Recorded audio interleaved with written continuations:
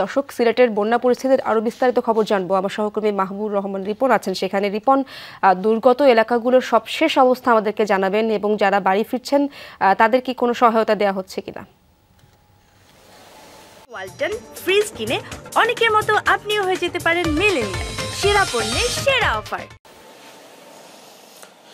ইসরাত, আমরা এই মুহূর্তে রয়েছি উসমানীনগর উপজেলায়। আপনি যেটা একটু আগেই বলছিলেন যে কুশিয়ারা নদীর পানি যে হারে কমছে, গতকাল সকাল ৬টা থেকে আজ সকাল ৬টা পর্যন্ত ৩ সেন্টিমিটারের মতো পানি কমেছে।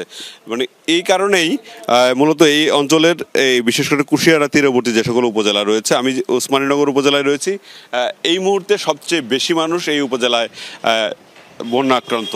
জেলা প্রশাসনের হিসাবে এখানকার জনসংখ্যা ২,১৬,০০০, এর মধ্যে ১,৮৫,০০০ মানুষ এই বন্যায় আক্রান্ত হয়েছে এবং এর সবচেয়ে বেশি মানুষ এখনও আশ্রয়কেন্দ্রে রয়েছে এই উপজেলাতেই।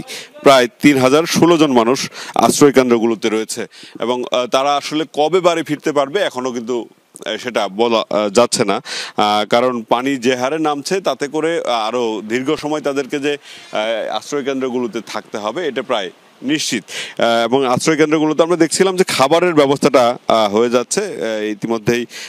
সরকারি বেসরকারিভাবে খাবারের যে ব্যবস্থা সেটা দুবেলা খাবারের ব্যবস্থা আশ্রয়কেন্দ্রে পৌঁছে যাচ্ছে। সেই দুর্ভোগ হয়তো, খাবারের দুর্ভোগ হয়তো নেই। অন্যান্য উপজেলাগুলোতে বিশেষ করে কোম্পানিগঞ্জ,